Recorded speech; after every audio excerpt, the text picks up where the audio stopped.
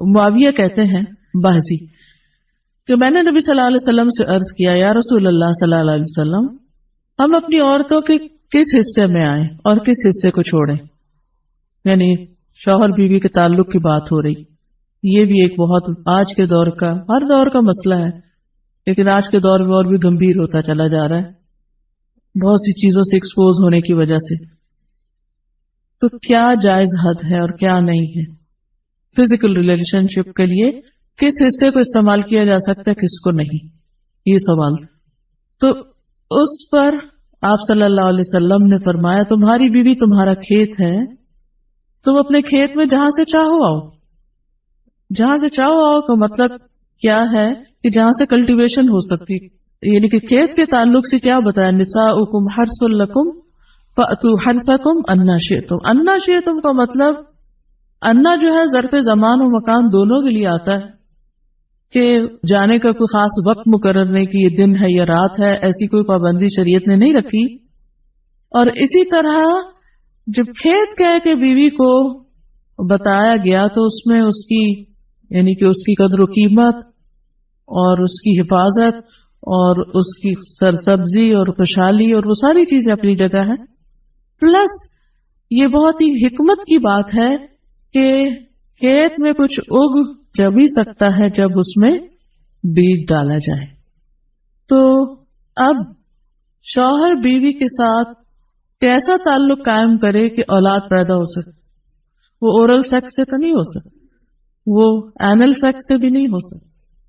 obviously understood ہے کہ انا کا مطلب یہاں کیا ہے, ٹھیک ہے نا.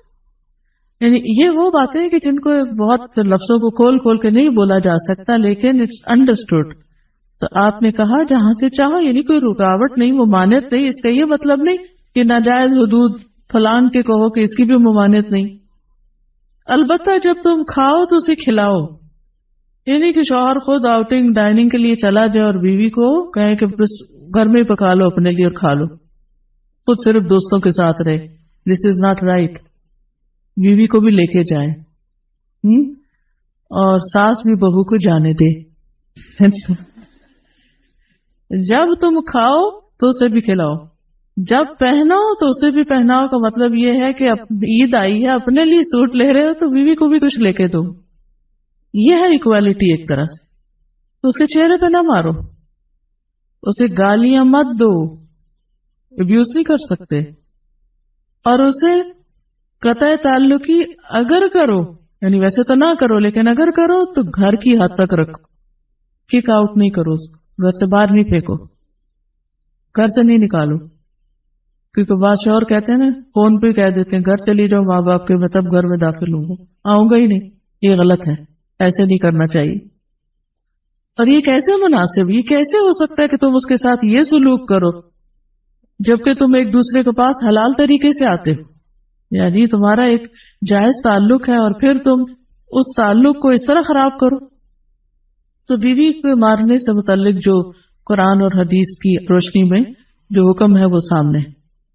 پھر اسی طرح غلام کو مارنے کی ممانعت, نوکر کو, غلام کو, اس کو بھی نہیں مارنا چاہیے. ابو مسعود بدری سے روایت ہے کہ میں اپنے غلام کو کوڑے کے ساتھ مار رہا تھا کہ میں نے اپنے پیچھے سے آواز سنی, اے ابو مسعود جان لو, اور میں غصے کی وجہ سے آواز سمجھ نہ سکا. یعنی ایسے مار رہا تھا کہ مجھے نہیں سمجھ آئی کہ کس نے پکارا مجھے. جب وہ میرے قریب ہوئے تو وہ رسول اللہ صلی اللہ علیہ وسلم تھے اور آپ فرما رہے تھے جان لو ابو مسعود, جان لو ابو مسعود. کہتے ہیں میں نے اپنے ہاتھ سے کوڑا پھینک دیا تو آپ نے فرمایا جان لو ابو مسعود, یعنی آپ بار بار فرما رہے تھے اللہ تم پر زیادہ قدرت رکھتا ہے تمہاری اس غلام پر قدرت سے, یعنی جتنا تم اس غلام پہ قدرت رکھتے ہو اللہ اس سے زیادہ تم پہ قدرت رکھتا ہے, یعنی تمہیں مارے گا. کہتے ہیں کہ میں نے عرض کیا اے اللہ کے رسول صلی اللہ علیہ وسلم میں اس کے بعد کبھی غلام کو نہیں ماروں گا. اور بعض روایت میں آتا ہے کہ انہوں نے آزاد کر دیا. ابو عمر زازان سے روایت ہے, کہتے ہیں کہ ہم لوگ ابن عمر کے پاس تھے, انہوں نے اپنے غلام کو بلایا جسے انہوں نے مارا تھا. انہوں نے اس کی پیٹھ کھول کر دیکھی, کہا کیا تمہیں تکلیف ہو رہی ہے؟ اس نے کہا نہیں.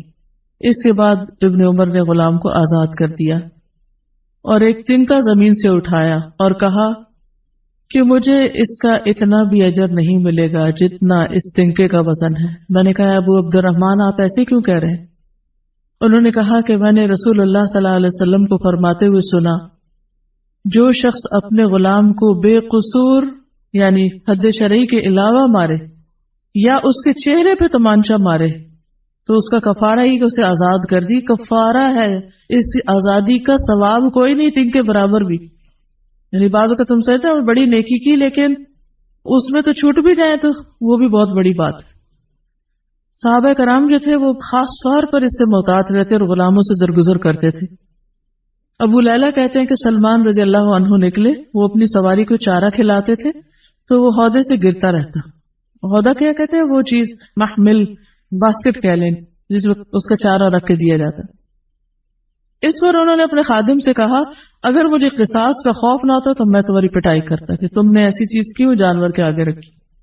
تو مطلب یہ کہ اگر میں تمہیں ماروں گا تو مجھے بھی مار پڑے گی، اس لیے میں تمہیں مار نہیں رہا، ورنہ جو حرکت تم نے کی ہے اس پہ تمہیں مار پڑنی چاہیے۔ نماز پڑھنے والے غلام کو نہ مارنا۔ ابو امامہ سے روایت ہے کہ رسول اللہ صلی اللہ علیہ وسلم خیبر سے واپس آئے تو آپ کے پاس 2 غلام تھے۔ حضرت علی رضی اللہ عنہ نے کہا اے اللہ کے رسول صلی اللہ علیہ وسلم ہمیں بھی ایک غلام دے دیں۔ آپ نے فرمایا جو چاہتے ہو لے لو۔ انہوں نے کہا آپ میرے لیے پسند کریں۔ اس سے انداز ہوتا ہے نا کہ ریلیشن شپ داماد اور سسر کا کیسا۔ آپ صلی اللہ علیہ وسلم نے فرمایا یہ لے لو، اس کو مارنا نہیں، کیونکہ میں نے خیبر سے واپس آتے ہوئے اسے نماز پڑھتے دیکھا ہے اور مجھے نمازیوں کو مارنے سے منع کیا گیا ہے۔ آپ صلی اللہ علیہ وسلم نے دوسرا غلام ابو ذر کو دے دیا اور اس کے ساتھ خیر و بھلائی اور حسن سلوک کرنے کا حکم دیا۔ پھر ایک دن پوچھا ابو ذر میں نے جو تمہیں غلام دیا تھا اس کا کیا حال ہے؟ انہوں نے کہا آپ نے مجھے اس کے ساتھ خیر و بھلائی کرنے کا حکم دیا تھا تو میں نے اسے آزاد کر دیا۔ کہ میں وہ خیر و بھلائی کر نہیں سکوں گا تو بہتر ہے کہ میں